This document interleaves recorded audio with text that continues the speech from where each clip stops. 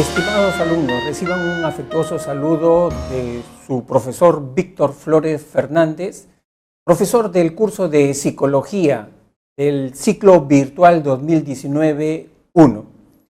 El día de hoy vamos a abordar la semana número 2, ¿no? Titulada Bases biológicas de la conducta. Este es un tema muy interesante, ¿no?, que tiene que ver con un factor que determina e influye en el comportamiento humano, ¿no? Me estoy refiriendo pues a todo el sistema nervioso. ¿Qué cosa es lo que vamos a tratar acá? Vamos a dividir toda esta teoría en 4 capítulos. El primer capítulo vamos a abordar todos los conceptos en relación al sistema nervioso, ¿no? ¿Qué implica el sistema nervioso? Luego, en el segundo capítulo vamos a abordar las estructuras del sistema nervioso central. En el tercer capítulo vamos a ver las estructuras y sus funciones del sistema nervioso periférico.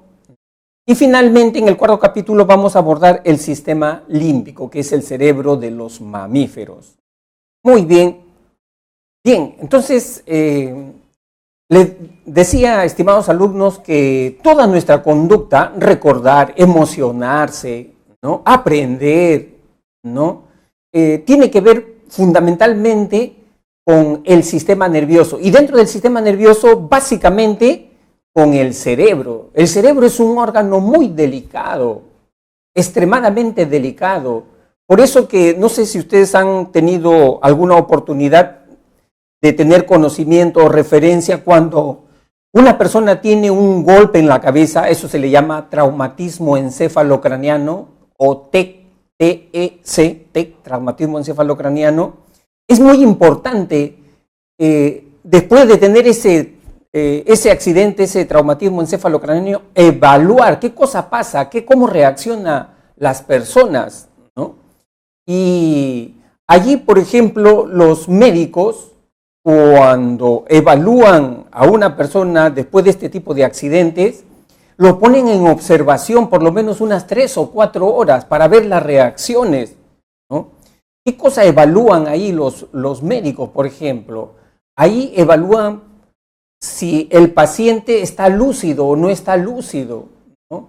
El movimiento ocular de los ojos, si hay simetría en el movimiento ocular en los ojos. Si no hay simetría, el golpe es delicado. ¿Qué más evalúan?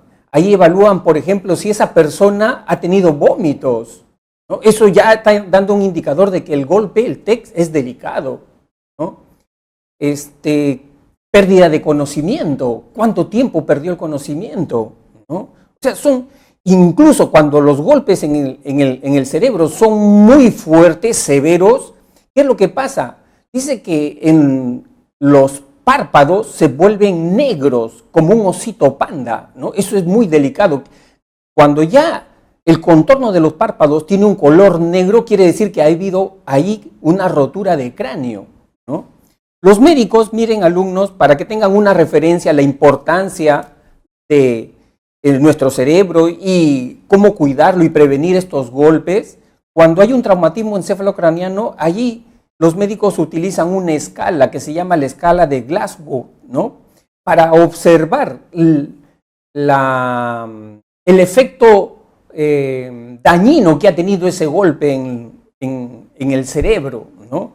Entonces, allí le hacen una serie de preguntas que ustedes pueden estar visualizando acá. Por ejemplo, le evalúan el movimiento de los ojos, ¿no? Abren los párpados para ver cómo está el movimiento de los ojos. ¿Qué más? Otro aspecto importante ahí, dan órdenes verbales, ¿no? A ver, ¿dónde estás? ¿Qué día es hoy? ¿Cómo te llamas tú? O sea, son elementos para ver el grado de compromiso de ese golpe, ¿no? Si está orientado en el tiempo, en el espacio, muy importante. Y órdenes motoras. Muy bien, pues, estimados alumnos, con esta introducción vamos a empezar, ¿no?, con nuestro primer capítulo, ¿no?, bases biológicas de la conducta, y lo primero que vamos a abordar es el sistema nervioso. El sistema nervioso es ese sistema más evolucionado que tenemos nosotros. Dentro de todos los sistemas que tiene nuestro cuerpo, sistema digestivo, respiratorio, inmunológico, el más completo, el que relaciona con todos los demás sistemas, es el sistema nervioso. El sistema nervioso es el único sistema que recoge, recibe la información, la procesa, la conduce y luego transmite las órdenes. Eso es lo que hace el sistema nervioso.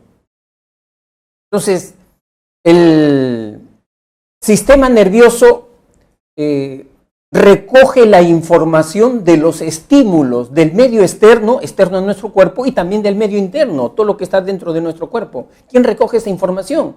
El sistema nervioso. Y el sistema nervioso tiene una célula básica. Esa célula básica se denomina neurona, ¿no? Ahora, la neurona, ¿no?, es la unidad básica del sistema nervioso. Es como el ladrillo de un edificio. Se estima que en nuestro sistema nervioso y en nuestro cerebro también hay alrededor de 100.000 millones de neuronas, ¿no? Miren la cantidad de neuronas que tenemos, 100.000 millones de neuronas. Inicialmente se consideraba de que las neuronas no podían reproducirse, pero ahora las últimas investigaciones han establecido que sí, especialmente en la zona del hipocampo puede reproducir neuronas.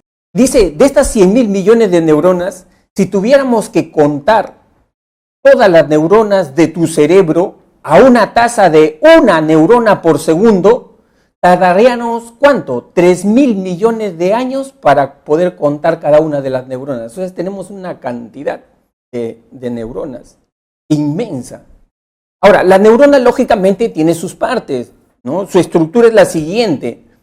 Tiene las famosas, ¿no?, dendritas, ¿no?, que son estas ramificaciones, son como brazos, son brazos de las neuronas.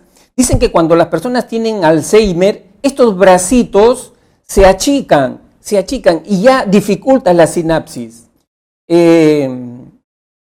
¿Cuál es la otra estructura? Ahí tenemos también el cilindro eje o axón. ¿Ve? Acá está, ustedes lo están notando, ¿no?, como el cuerpo de una culebra, ¿no?, de un gusano. Ese es el axón. Y el axón tiene unas ramificaciones que se le conoce como el botón terminal. Estos son los botones terminales, ¿verdad? Los botones terminales.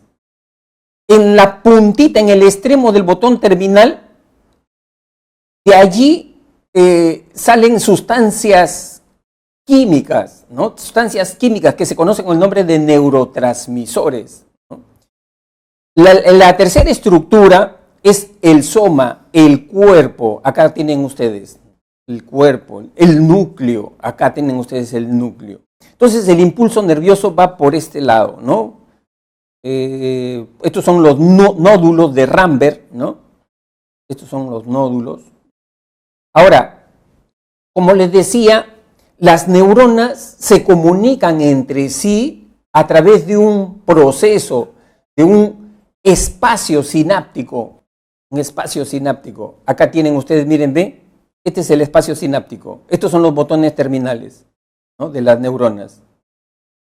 Es decir, entre neurona y neurona no están juntas, no están pegadas. Siempre hay una abertura. Esa abertura es el espacio sináptico. Y en ese espacio sináptico, las neuronas intercambian mensajeros químicos. Estos mensajeros químicos se le conoce con el nombre de neurotransmisores. Acá está usted viendo. Estos son los neurotransmisores.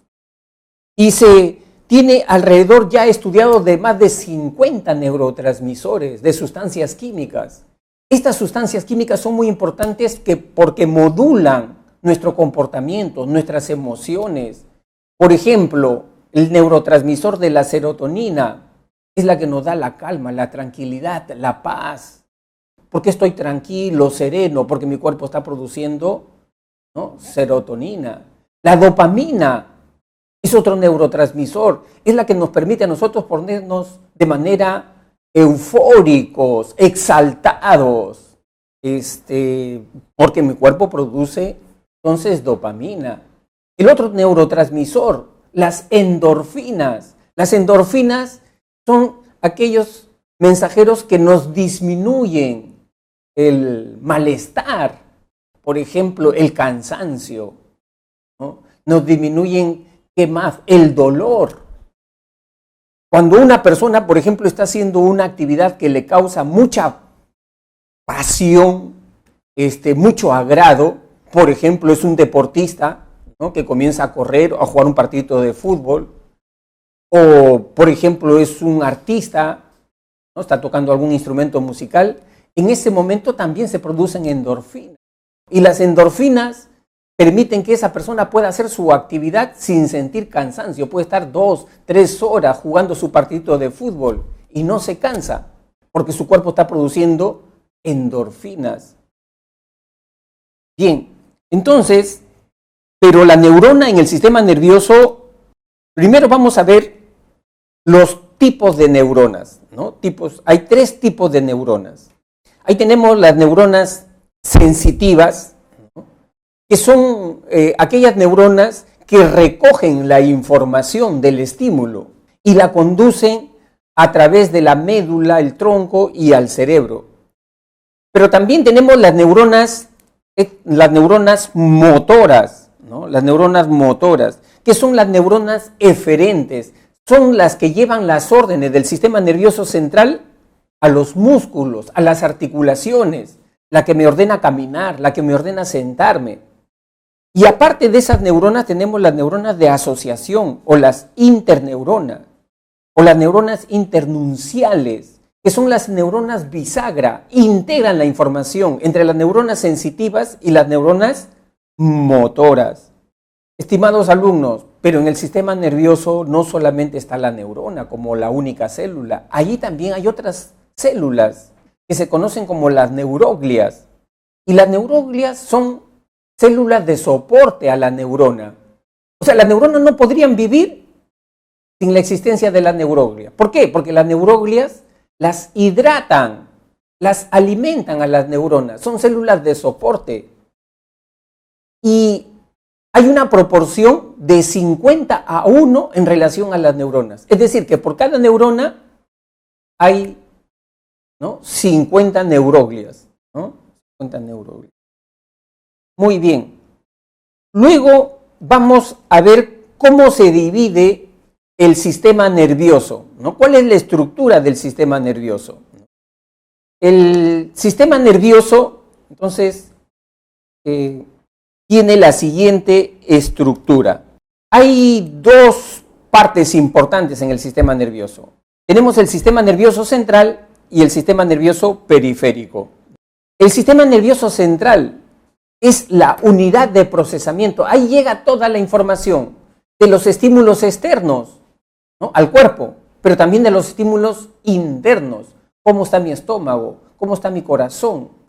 Esa información la recibe el sistema nervioso central. Muchas veces se ha hecho una analogía entre el sistema nervioso y la computadora, ¿no? El sistema nervioso central, análogamente a la computadora, sería en la computadora como el CPU. El CPU es la unidad de procesamiento, ahí llega toda la información, ¿no? Y ese sistema nervioso central tiene 2 estructuras, el encéfalo y la médula espinal. El encéfalo es todas aquellas estructuras que están dentro de la cavidad craneana. Y dentro de la cavidad craneana también tenemos algunas estructuras, como que el cerebro, el cerebelo y el tronco encefálico. A su vez, el tronco encefálico tiene 3 estructuras, mesencéfalo, protuberancia y el bulbo raquídeo. Muy bien, pero también aparte del sistema nervioso central tenemos otra estructura, el sistema nervioso periférico.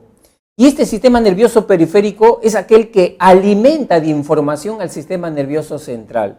Es decir, el sistema nervioso central no tiene contacto directo con los estímulos, externos ni internos. ¿Quién lo alimenta? El sistema nervioso periférico. ¿A través de qué? A través del sistema somático. Y el sistema somático está constituido por 2 tipos de nervios.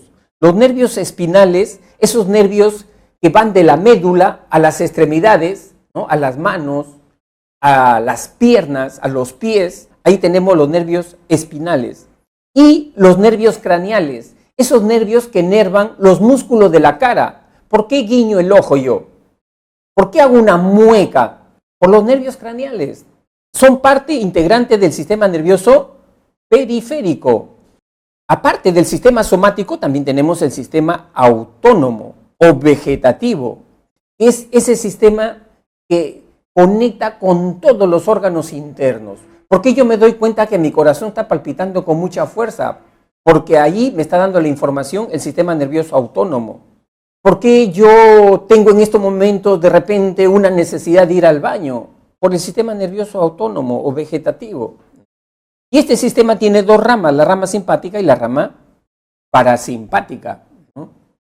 Muy bien, entonces empezamos estudiando el sistema nervioso central. Ya se ubicaron entonces, alumnos, la estructura de todo el sistema nervioso. Vamos a empezar entonces por la estructura del sistema nervioso central, ¿no?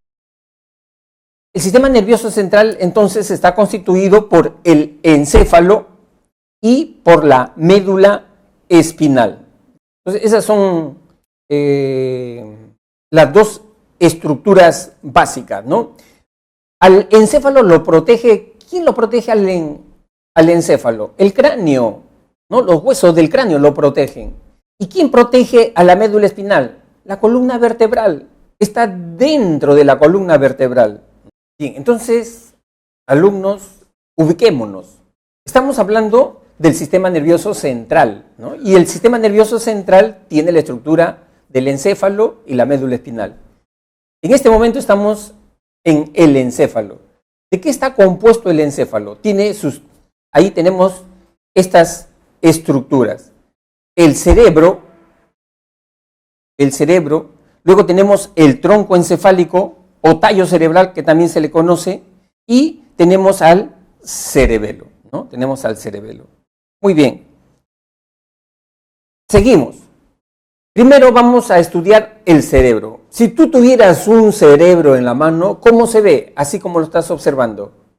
Esa es la forma, la textura, el color que tiene un cerebro, ¿no?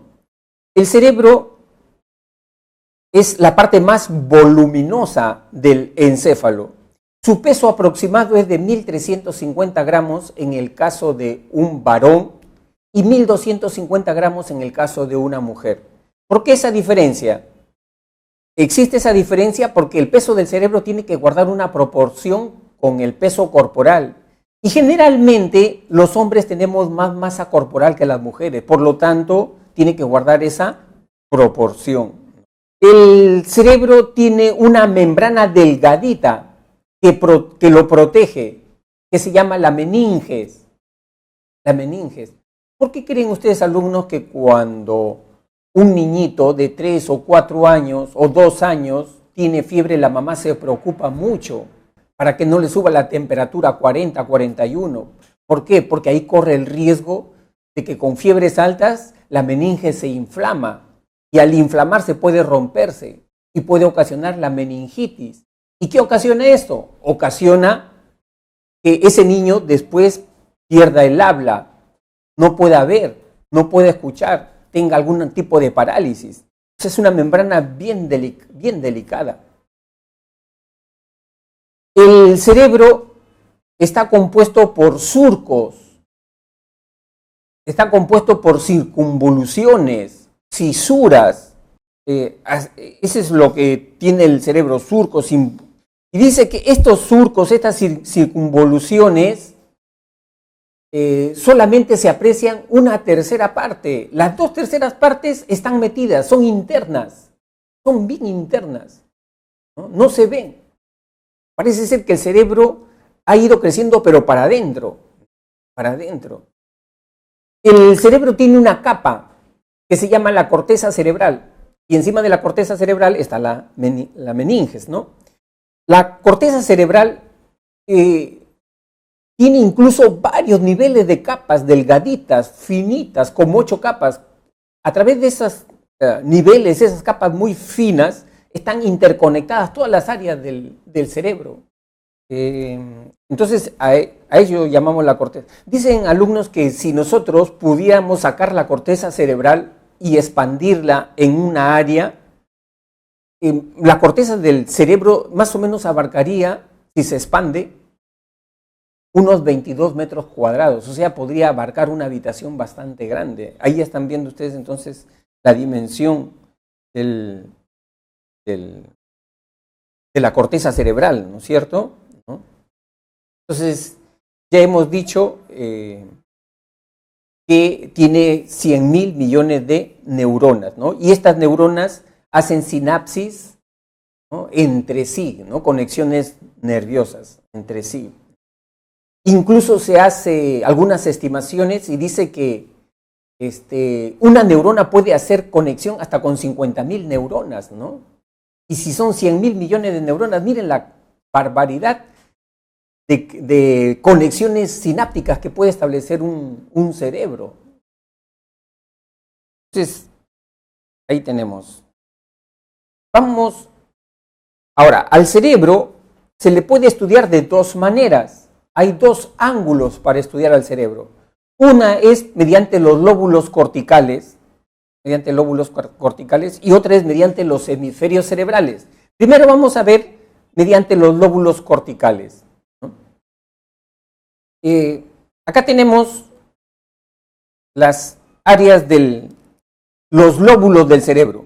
Para dividir al cerebro en lóbulos es importante reconocer las tres cisuras, ¿no?, del cerebro.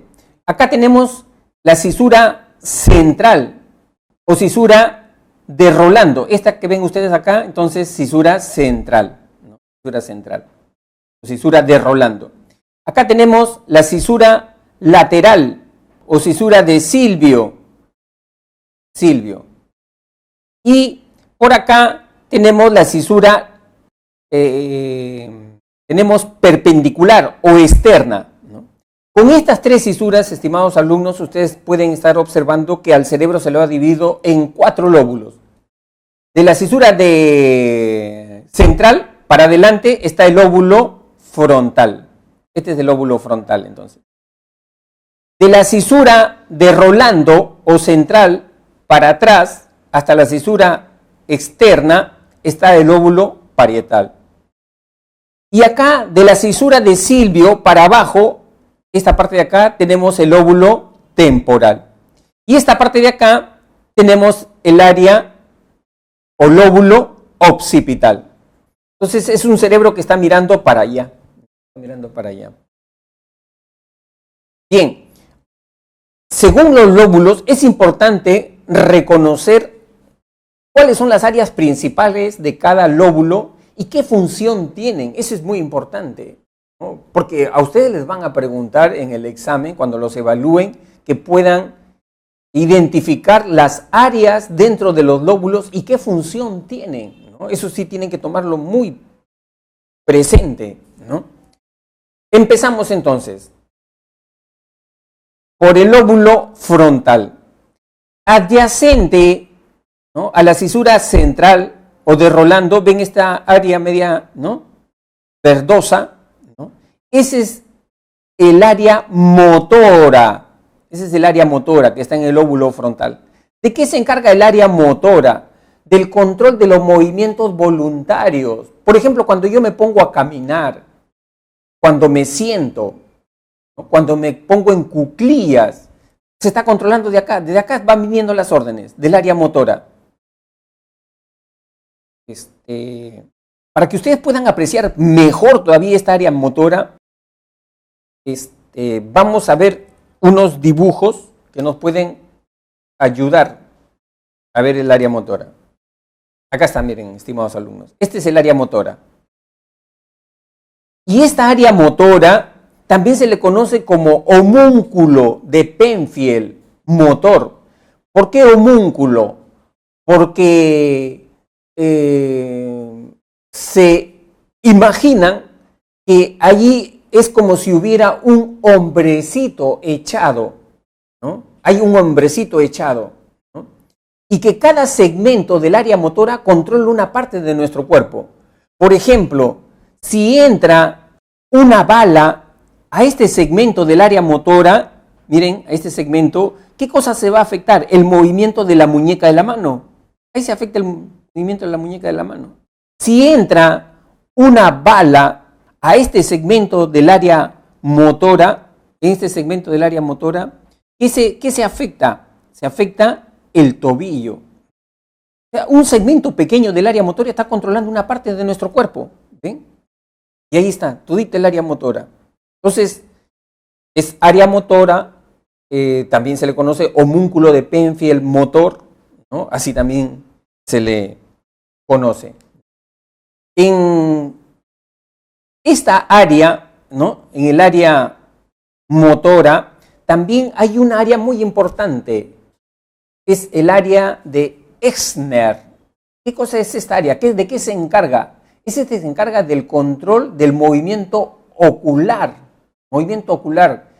Por ejemplo, cuando nuestra vista dirige el movimiento de las manos, pero Exner es exclusivamente para la escritura. Cuando comenzamos a escribir, el área de Exner se pone activa, ¿no? Y va dirigiendo la mano para poder escribir las palabras. Entonces, allí también en el lóbulo frontal, que también tenemos, miren esta área acá que ustedes están observando, ese es el área de Broca, ¿no? El área de Broca. ¿Y de qué se encarga Broca? Se encarga del lenguaje expresivo, del lenguaje articulado. En mi caso, como yo estoy exponiendo, mi área de Broca está activa, ¿no? Es esa área que se está, con una lucecita, se está prendiendo ahí dentro de mi cerebro, está cargada de electricidad, ¿no? Es el lenguaje expresivo, ¿no? Cuando me pongo a escribir también, ahí Broca está activa. También ahí tenemos el área premotora y el área más importante del lóbulo frontal. ¿Cuál es el área prefrontal? Esta zona media amarillenta que ustedes están observando. Ese es el área prefrontal, ¿no? Es el área que está adyacente a la frente. ¿No? ¿Y de qué se encarga el área prefrontal? Se encarga de las funciones psicológicas superiores. Todo lo mejorcito que tenemos nosotros como seres humanos se procesa ahí en el área prefrontal. ¿Qué se procesa ahí? El pensamiento, razonamiento, la inteligencia, ¿no? La planificación, la organización de nuestras actividades. Ahí también se procesa la función ética, cuando nosotros hacemos juicios sobre nuestro comportamiento, cuando decimos, ¿me estaré preparando a conciencia o no me estoy preparando a conciencia? Esas evaluaciones éticas se procesan allí, en el lóbulo prefrontal. En el lóbulo prefrontal también se procesa la identidad personal, quién soy yo, qué cosa quiero de la vida, en el área prefrontal. Por eso que un neurólogo ruso, Alexander Luria, al área prefrontal le puso un nombre, le dijo, es el órgano de la civilización. Por eso que nosotros nos diferenciamos de los animales. El primate más inteligente después del hombre, el mono, y dentro del mono la raza Rhesus son los más inteligentes.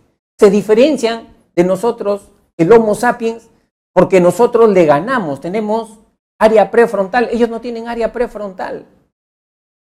Entonces, es importante destacar las funciones que tiene el área prefrontal.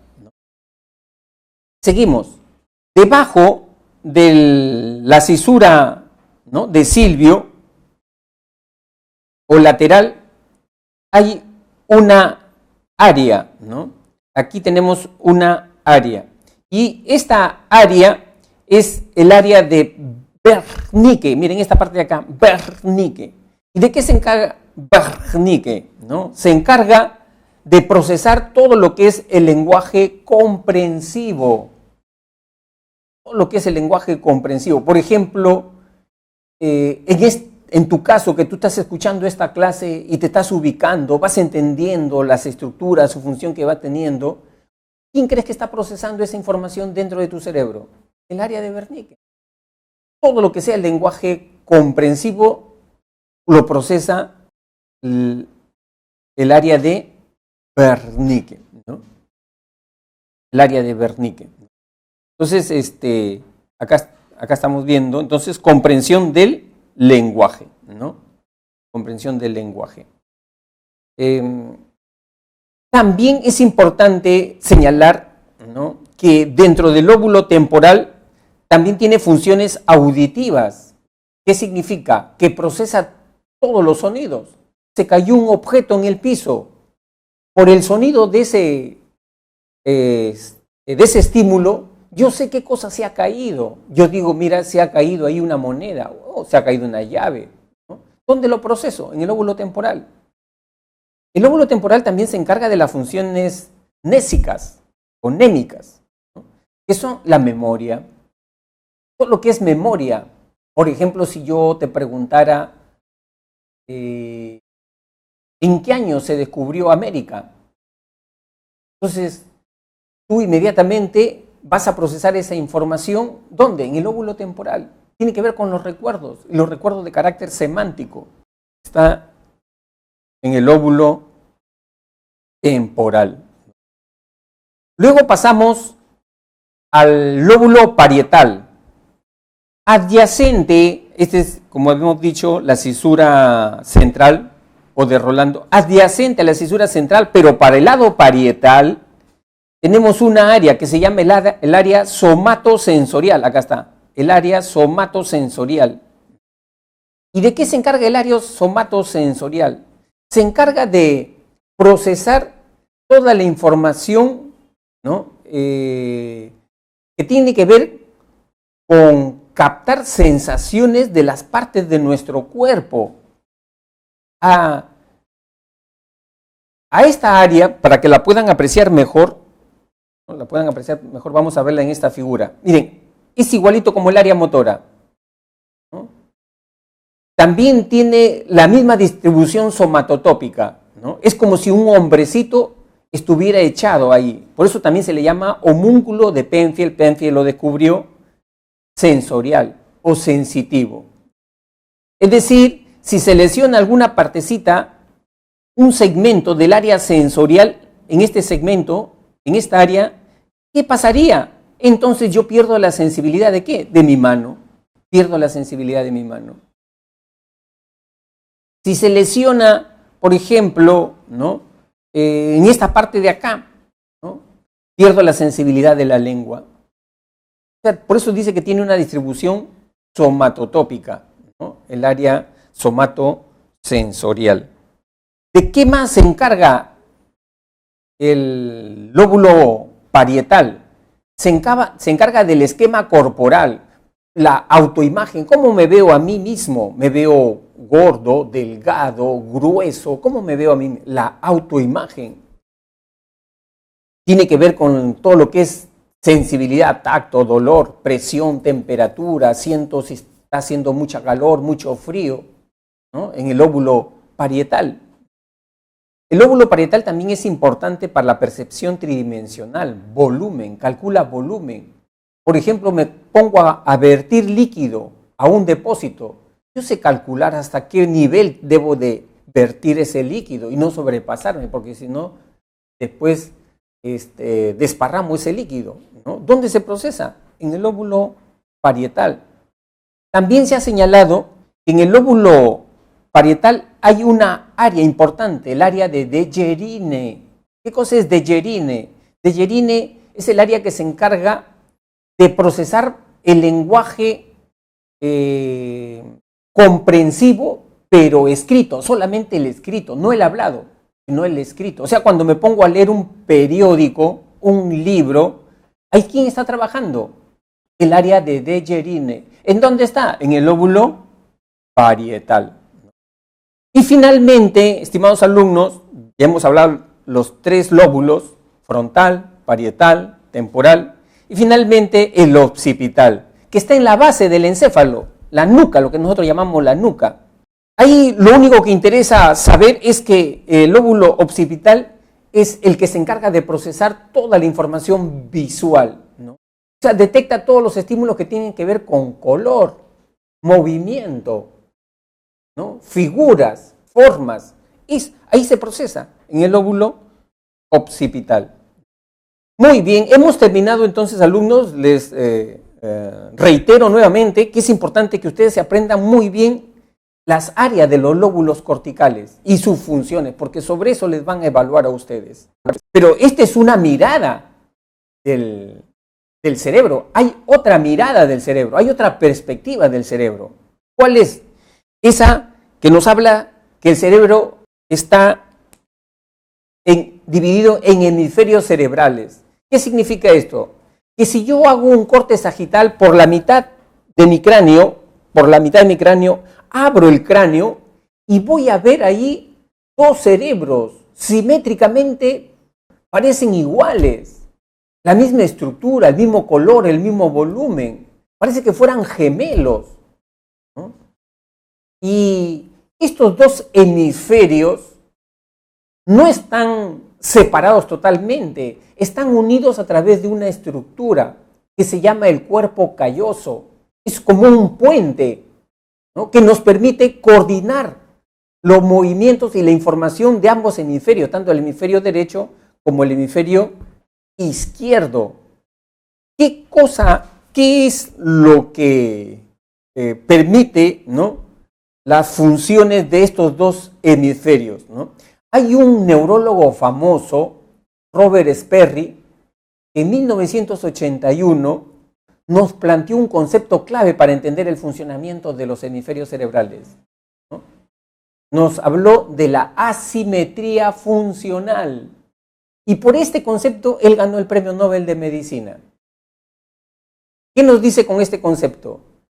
Que estos dos hemisferios trabajan de diferente manera, ven el mundo de diferente manera, pero complementaria. Y cuando se trata de realizar una actividad, ya cada hemisferio sabe qué ese es su trabajo, ese es su función, no se pelean entre ellos, ya las tareas la tienen dividida. Por ejemplo, si yo tengo que leer, hablar, dar una conferencia, ¿quién entra a tallar ahí? El hemisferio izquierdo. El hemisferio izquierdo es el hemisferio verbal, el del lenguaje verbal, ¿no? Pero si yo, por ejemplo, quiero entender una mueca de mi amigo me hace una mueca, me guiña el ojo para que me quede callado. Entonces, ahí, ¿quién interviene? ¿El hemisferio izquierdo? No, el hemisferio derecho. El hemisferio derecho tiene que ver con el lenguaje no verbal. El hemisferio derecho procesa todo lo que es gestos, ademanes, todo lo que es lenguaje no verbal, posturas. Me acerco a una persona, por la forma como está parado, cómo está sentado, yo sé que esa persona me está dando una buena bienvenida o una mala bienvenida. ¿Quién procesa eso? El hemisferio derecho. Tiene que ver con el lenguaje no verbal. O sea, esas funciones que ya están especializadas, divididas y son complementarias, ¿no?, entonces las realizan los dos hemisferios, ¿no? Ese es el gran aporte que nos hizo Robert Sperry, ¿no? A ver, vamos a ver, estimados alumnos, las principales funciones que tienen ambos hemisferios. Por eso que no sé si ustedes en algún momento han escuchado, a veces las personas hablan de que intuitivamente, muchas personas hablan de esto, dice, parece que cada persona tuviera dos mentes dentro de sí misma.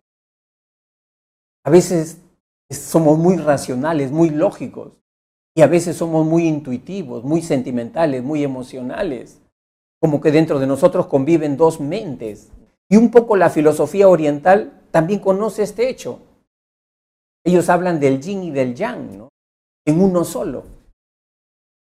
Y esto tiene un sustento biológico, ¿no?, científico, con evidencias. Muy bien, entonces vamos a ver, porque eso es lo que nos interesa, cuáles son las funciones de cada hemisferio. Miren, les he preparado algo más completo, un cuadro mucho más completo, ¿no?, de las dos funciones. Acá está, para que lo puedan visualizar mejor. El hemisferio izquierdo es el hemisferio de la lógica, la razón. En cambio, el hemisferio derecho es el hemisferio emocional. Es el hemisferio en donde nos permite a mí ponerme en contacto con otra persona, la empatía, ¿no? Ese es el hemisferio derecho, ¿no?, la intuición, la corazonada. Ese es el hemisferio derecho, ¿no? El hemisferio izquierdo tiene que ver con la parte consciente, de evaluación, ¿no? En cambio, el hemisferio derecho tiene que ver con la parte inconsciente, ¿no? Esos impulsos que uno tiene a veces. Ya hemos dicho, el hemisferio izquierdo tiene que ver con el lenguaje verbal, ¿no? Usa palabras, describe, define. En cambio, el hemisferio derecho tiene que ver el lenguaje no verbal, usa gestos, señales. El hemisferio izquierdo tiene que ver con el pensamiento analítico. ¿Cómo le gusta trabajar el hemisferio izquierdo? Descomponer, fragmentar, ver partes, ver elementos, ¿no? Por eso dice acá, si tú te vas a un bosque, al hemisferio izquierdo, ¿qué le encanta ver? Le encanta ver de repente un árbol, la forma de su tronco del árbol, la forma de la hoja de ese árbol, ¿no? Ve partes, ve elementos. En cambio, el hemisferio derecho le encanta ver la totalidad. El hemisferio derecho es sintético, holístico, global. Se va a un bosque, ¿qué le encanta ver al hemisferio derecho? Le encanta ver la silueta que forman las copas del árbol. Mira esa silueta, parece que hubiera ahí una persona echada, ¿no? Así percibe el hemisferio derecho.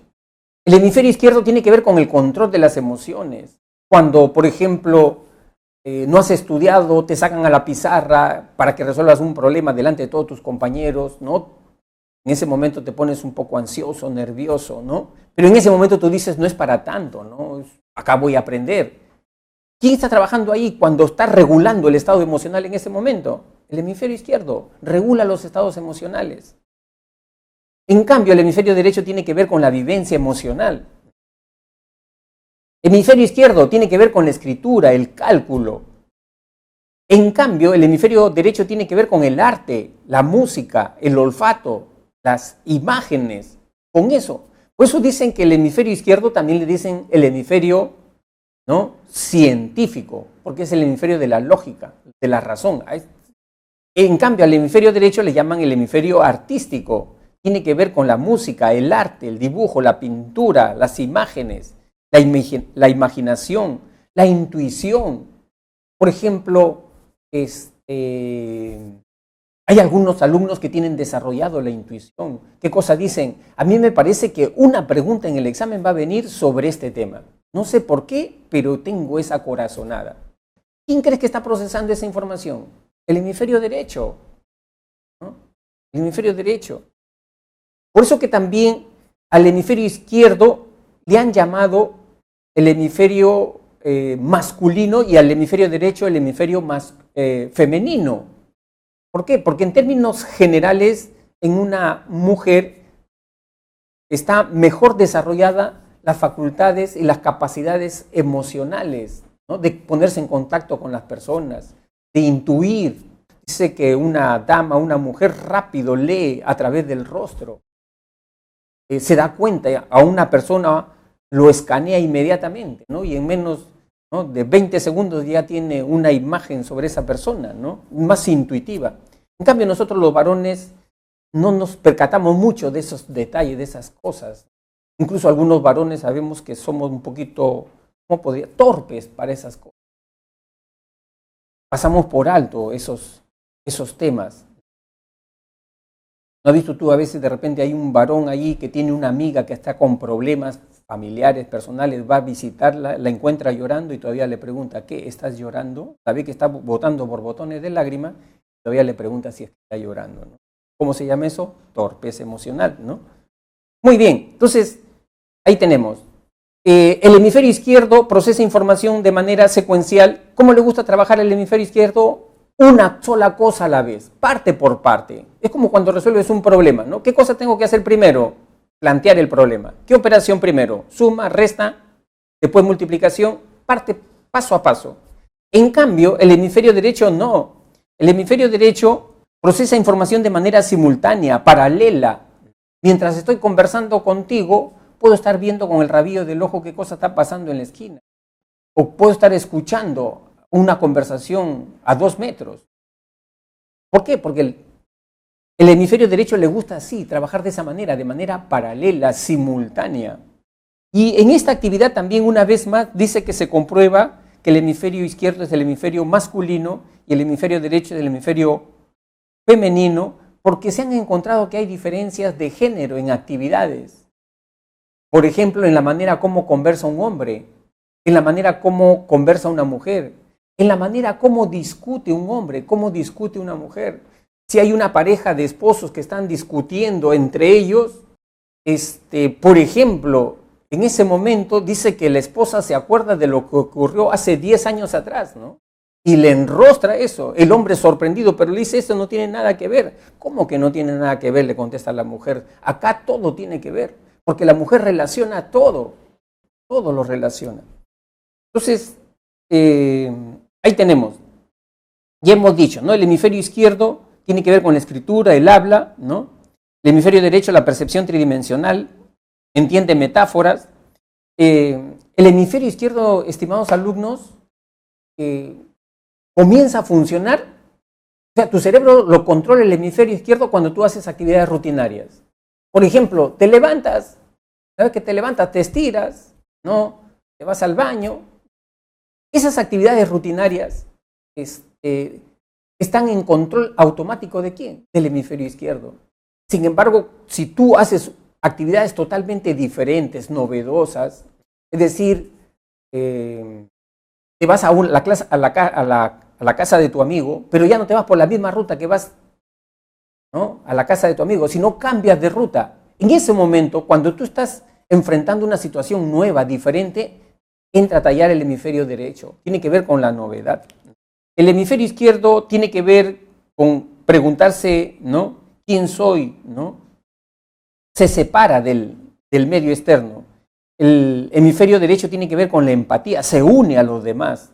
El hemisferio izquierdo está enfocado en el pasado o en el futuro. En cambio, el hemisferio derecho está enfocado en el presente, en el aquí y en el ahora. ¿Qué cosa estoy haciendo? El hemisferio izquierdo controla el hemicuerpo derecho y el hemisferio derecho controla el hemicuerpo izquierdo. Si a ustedes les interesa un poco saber un poquito más sobre las funciones del hemisferio izquierdo y el hemisferio derecho, los invito a que vean un interesante video, acá estamos viendo, que dura unos 10 minutos. Se llama El derrame de la iluminación, de una neuróloga, Jill Bolte Taylor, que les explica de manera muy didáctica, muy amena, cómo funciona el hemisferio izquierdo y cómo funciona el hemisferio derecho. Les va a encantar, les va a gustar. Bueno, les dejo ahí, lo encuentran en el internet. Ponen ahí ustedes derrame de la iluminación, doctora Jill Bolte Taylor, y aparece ahí. Entonces, ubiquémonos. Estamos en el sistema nervioso central y dentro del sistema nervioso central estamos en el encéfalo. Ya hemos estudiado dentro del encéfalo al cerebro. Ahora nos toca el tronco encefálico. Acá tenemos al tronco encefálico. Este es el tronco encefálico, o tallo cerebral también se le conoce. ¿De qué se encarga el tronco encefálico? De las funciones vitales. Nosotros respiramos por el tronco encefálico. Deglutimos, pasamos alimentos por el tronco encefálico. Entonces, ahí ustedes lo están viendo. Y el tronco encefálico tiene 3 partes. El mesencéfalo, miren, el mesencéfalo, el puente y el bulbo raquídeo, esta parte de acá, que el bulbo raquídeo ya conecta con la médula. ¿Se dan cuenta? ¿No? Conecta con la médula. Ahora, miren, alumnos, en el tronco encefálico hay una red, un sistema que es bien importante. Esta red se llama la formación reticular. Es un conjunto de caminos, redes que conectan el tronco encefálico con la corteza cerebral. ¿Y de qué se encarga la formación reticular? Controla los ciclos de sueño y vigilia.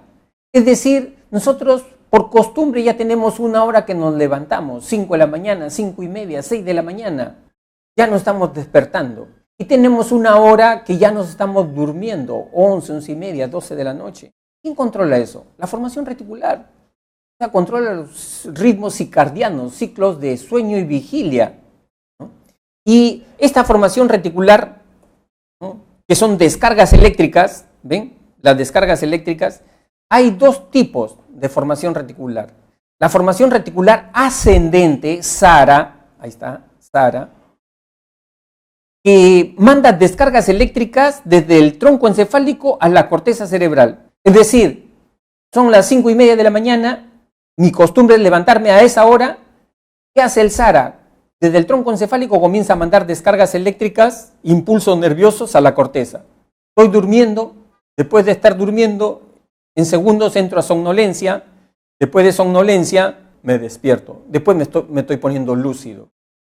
El SARA le da el tono cortical a la corteza cerebral, es decir, yo no podría realizar ninguna operación intelectual si es que mi corteza cerebral no tuviera tono, consistencia. ¿Quién le da tono, consistencia? SARA. Pero también, aparte de la formación reticular ascendente, también hay una formación reticular descendente, que ustedes están viendo acá, que viene desde la parte del tronco encefálico y va para la médula. Va para la médula. Y la formación reticular descendente es lo que me permite a mí moverme, caminar, y a la vez no dormirme. O sea, camino y estoy despierto. La formación reticular descendente es también aquella que se manifiesta, por ejemplo, es la 1 de la mañana, estoy estudiando para un examen, ¿no? Pero el sueño me vence. Entonces yo digo, no me puedo dormir. En horas es el examen. Entonces mi preocupación, de repente jalo, desapruebo. Mi preocupación hace que a través de las ideas que están en la corteza cerebral active al tronco encefálico para que se mantenga despierto, ¿no? Ahí estamos viendo la formación reticular descendente. Ahora, cuando hay una lesión en el tronco encefálico, ¿qué va a ocurrir? La persona va a estar en estado de coma. Cuando una persona está en estado de coma, entonces sus funciones vitales como la respiración no funciona. Hay que ponerle a esta persona un respirador artificial. No se alimenta, hay que alimentarlo también. Por eso es importante el tronco encefálico. Muy bien, la otra estructura, el cerebelo. El cerebelo también se le conoce como árbol de la vida. Miren la forma que tiene. El cerebelo. Es muy importante porque el cerebelo tiene que ver con el equilibrio corporal. Por ejemplo, pararme con un solo pie. ¿Quién va regulando eso? El cerebelo. ¿Por qué nuestros movimientos son tan coordinados, tan finos? Quiero coger el borrador. Me voy directamente a ese segmento de la carpeta donde está el borrador con precisión. ¿Quién me permite tener precisión en mis movimientos voluntarios? El cerebelo. Si yo tuviera deteriorado el cerebelo, mis movimientos fueran espasmódicos, incoordinados. Me voy a coger el borrador, me iría para otro lado. Pero el cerebelo me da la precisión que yo necesito. Esa es la importancia del cerebelo.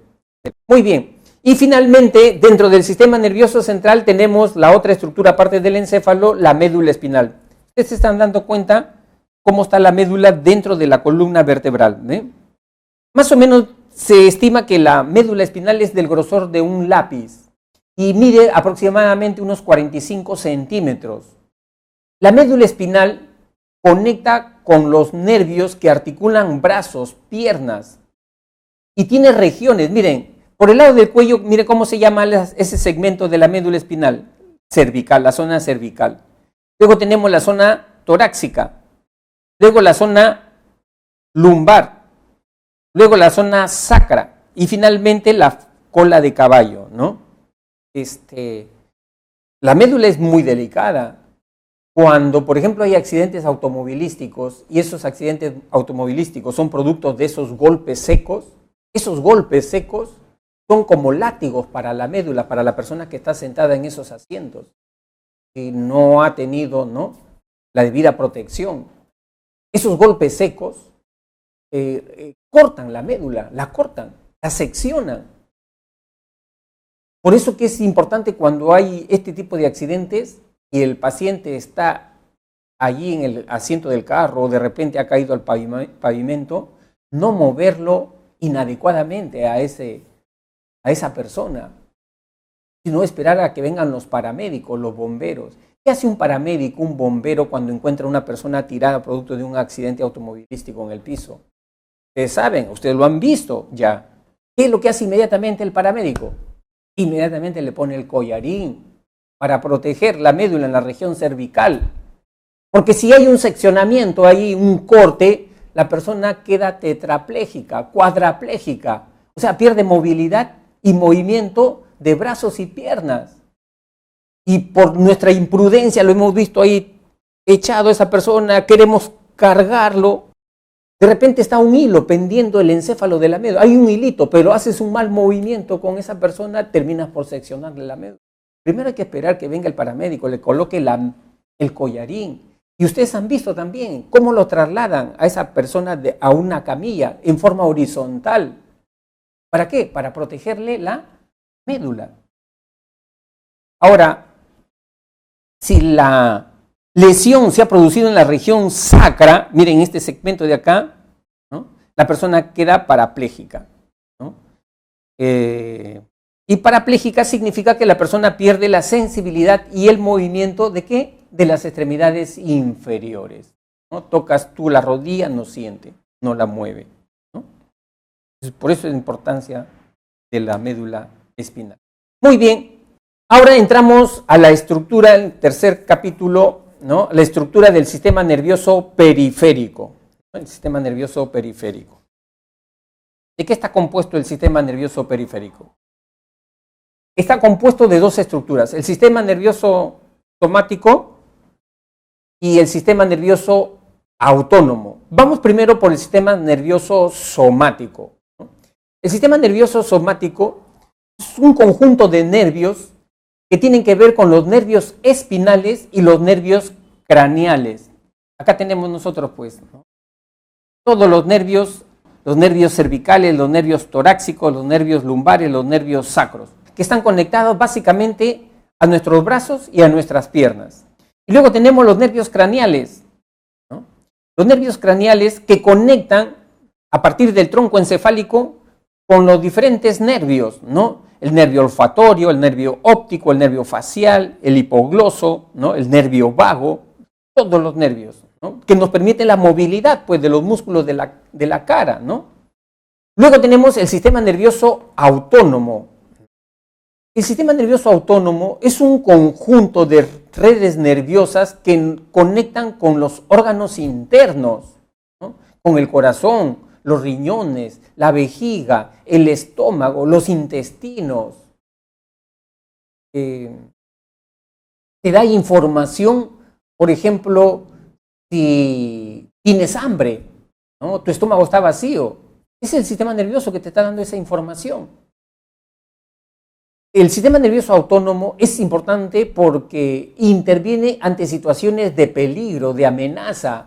Por ejemplo, se acerca un perro bravo enseñándote los dientes de manera amenazante. Se activa inmediatamente el sistema nervioso autónomo para iniciar una actividad de ataque o de huida. En eso está implicado el sistema nervioso autónomo, ¿no? O sea, nos permite ponernos, ¿no? en alerta, frente a situaciones de emergencia. Ahora, el sistema nervioso autónomo tiene dos ramas. Una rama simpática y una rama parasimpática.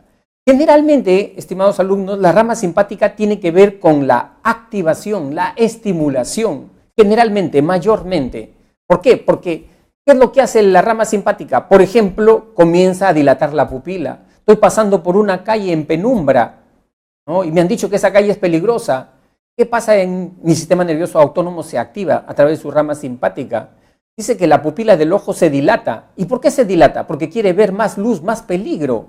Rama simpática. Mi corazón comienza a palpitar, me da taquicardia, comienza a bombear sangre, ¿no? Comienza a bombear sangre. ¿Y dónde comienza a bombear sangre? Más a las extremidades. Eso es lo que le hace la rama simpática, ¿no? Y la rama simpática en el sistema nervioso, en el sistema digestivo, parece que tiene una función contraria, ¿no? Ahí no activa, sino más bien ahí relaja, ¿no? Por eso se llama, ¿no? Otro nombre tiene ahí, ¿no? Sistema entérico. En cambio, la rama parasimpática es lo contrario a la rama simpática. ¿no? Ahí relaja, inhibe, tranquiliza. Entonces la pupila se contrae, el corazón, ¿no?, baja su ritmo de estimulación, reduce los latidos cardíacos. Eso es lo que hace entonces la rama parasimpática.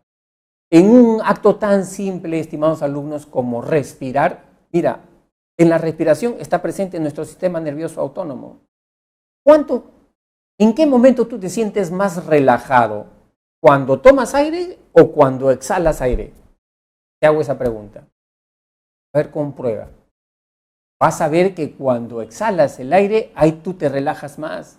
Tu cuerpo se siente, en algunas personas lo sienten más pesado, otros lo sienten más liviano. Esa es la relajación.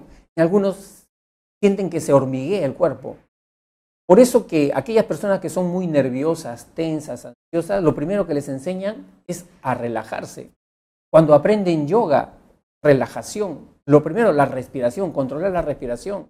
Y siempre dicen, tómate 2 tiempos para inspirar y 4 tiempos para exhalar, ¿no? Porque cuando tú estás exhalando, tú tienes que darte cuenta cómo está tu cuerpo y ahí puedes manejar la relajación. Muy bien. Y finalmente, el sistema límbico. Lo hemos puesto en la parte final al sistema límbico, pero tomando en cuenta que es parte del sistema nervioso central, ¿no? Eso no hay que perderlo de vista, porque el sistema límbico tiene que ver con las emociones, ¿no? Y las emociones son un aspecto importante en nuestra conducta. El sistema límbico también se le llama el cerebro visceral, el cerebro de los mamíferos. El sistema límbico tiene que ver con las motivaciones básicas, hambre, sed, sueño. El sistema límbico tiene que ver con el aprendizaje, con la memoria, con la vivencia emocional, con todos esos aspectos tiene que ver el sistema límbico. Y el sistema límbico, como ustedes pueden apreciar, estimados alumnos, es una estructura que bordea, ¿no?, la parte interna del cerebro. Es como un anillo y hay un conjunto de estructuras del sistema límbico. Ahí se habla de 12 estructuras: cuerpo calloso, el área septal, el tálamo, el hipotálamo, el hipocampo, la amígdala, el mesencéfalo, ¿no? Entonces, vamos a ver ahora, el sistema límbico también se le llama el cerebro de los mamíferos, cerebro visceral, porque compartimos este cerebro con todos los mamíferos. El perro, la rata, el gato tienen sistema límbico. La rata, un animal muy inteligente, aprende, tiene memoria.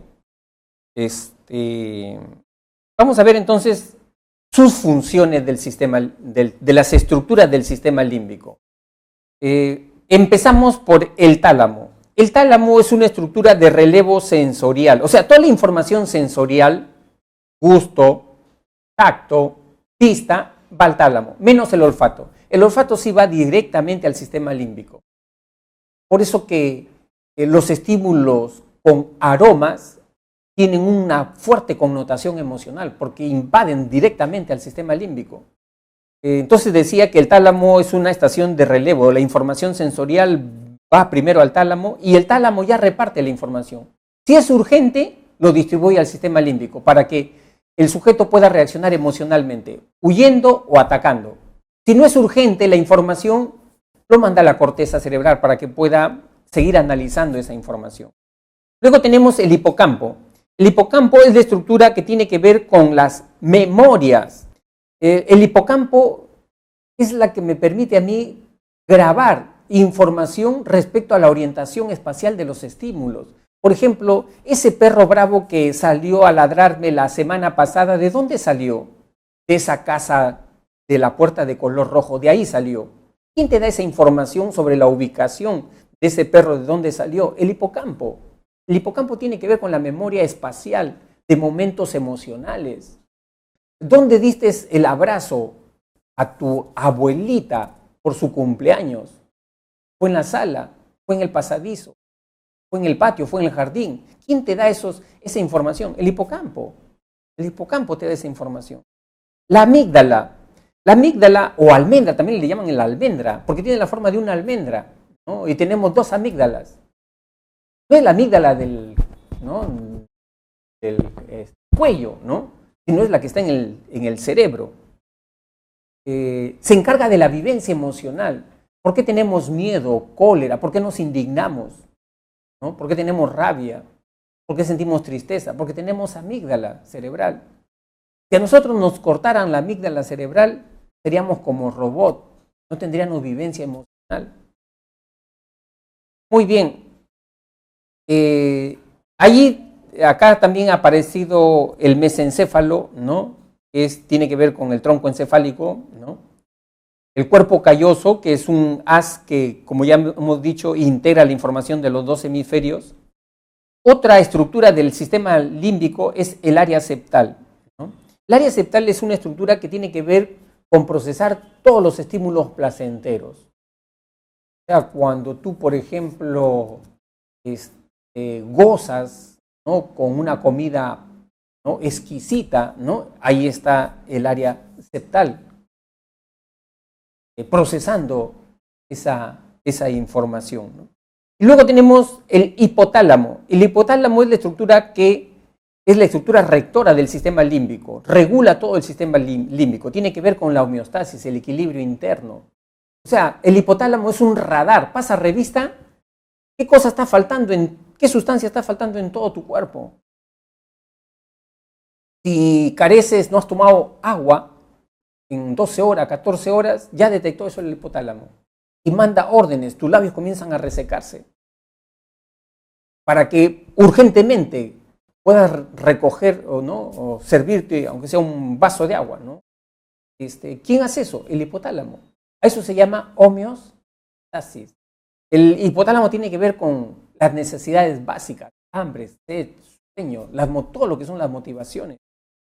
De eso se encarga el hipotálamo. Tiene que ver con el aspecto de la temperatura corporal, la sexualidad, ¿no?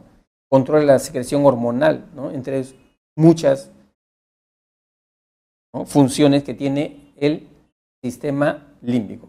Muy bien, alumnos, hemos terminado entonces nuestra clase. Ahora pasamos a nuestra práctica.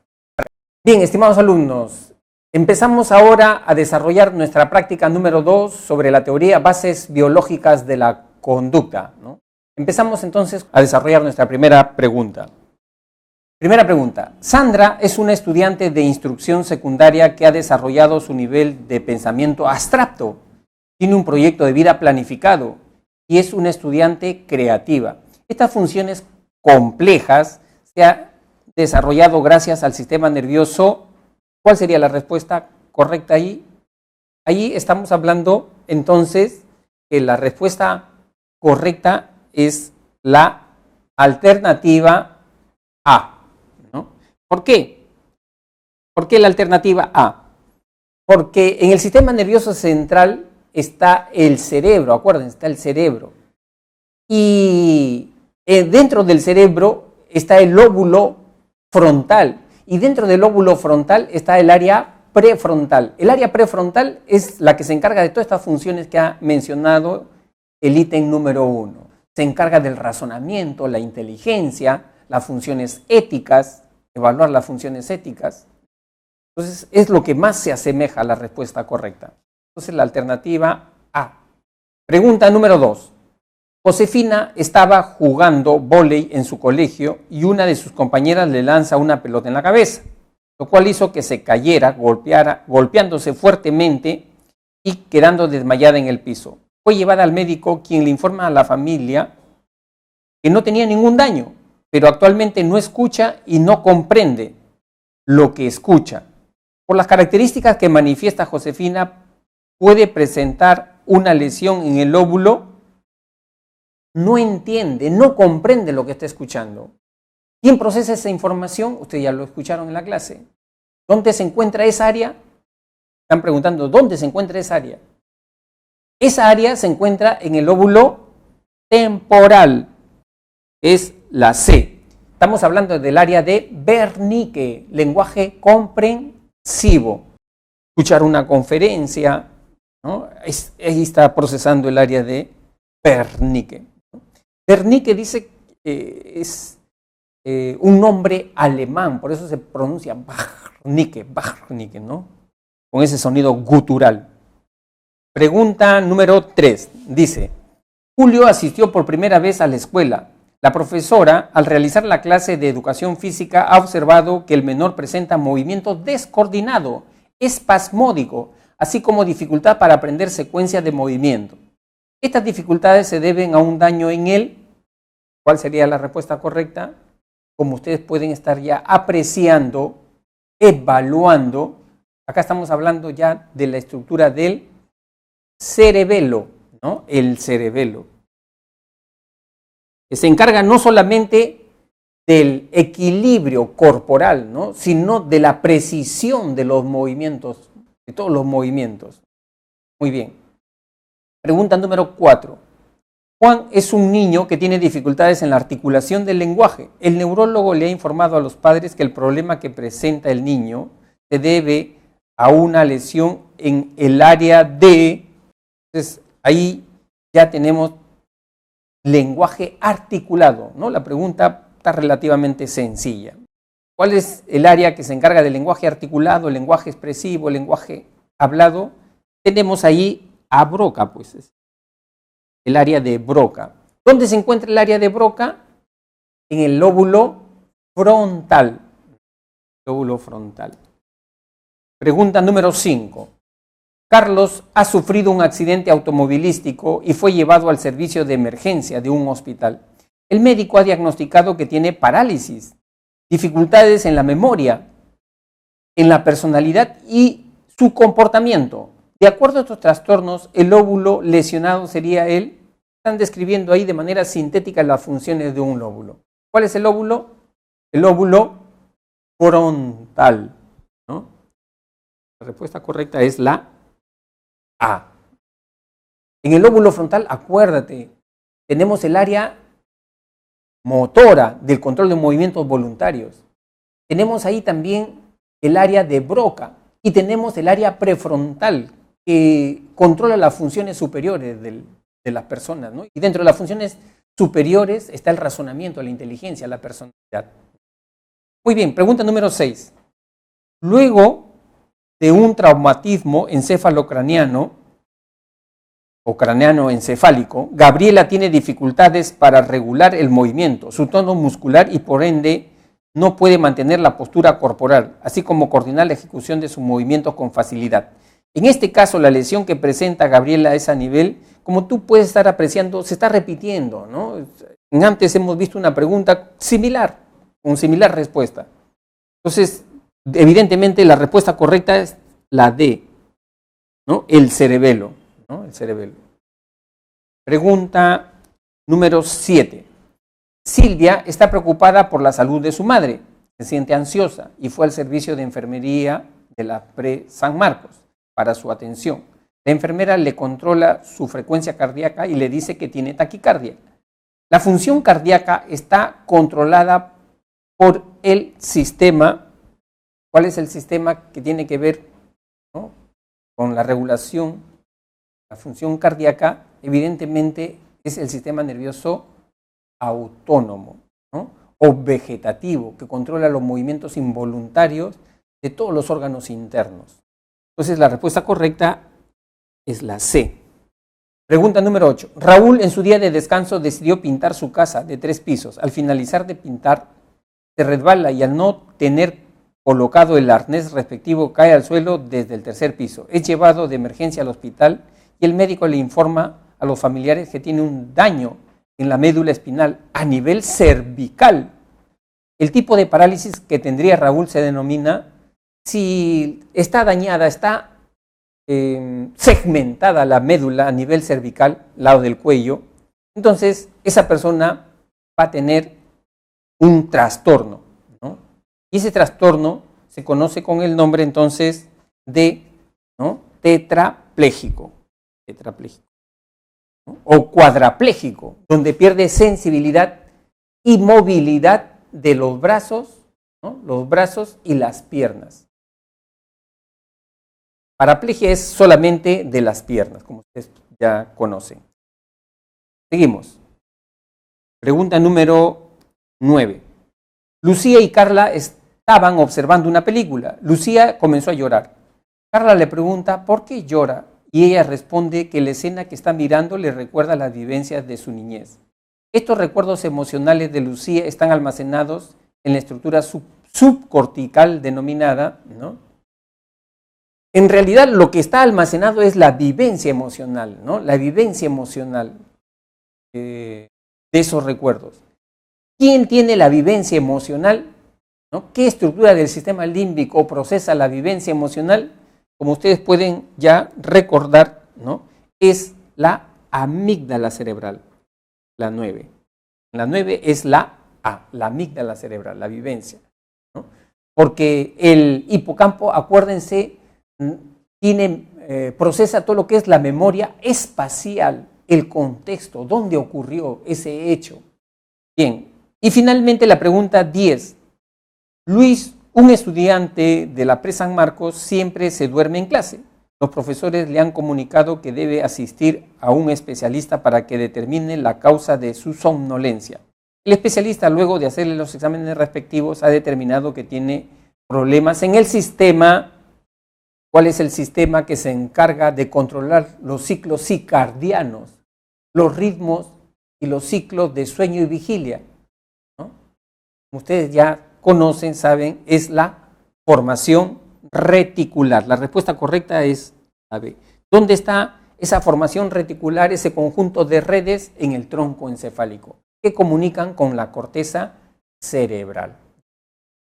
Muy bien, pues, estimados alumnos, hemos terminado entonces nuestra teoría sobre base biológica de la conducta y nuestra práctica, ¿no? Los invoco a estar revisando en su material, ¿no? Los tópicos que son siempre relevantes. Traten de aprender muy bien la ubicación de todas las estructuras del sistema nervioso, ¿no? Y qué función tienen, porque allí vienen las preguntas, ¿no? Lóbulos corticales, hemisferios cerebrales, funciones que tienen, ¿no? Bien, entonces, cualquier duda que ustedes tuvieran, siempre me la hacen saber, ¿no? Para poder responderle. Bien, entonces, a estudiar y nos vemos la próxima clase, la siguiente semana. Adiós.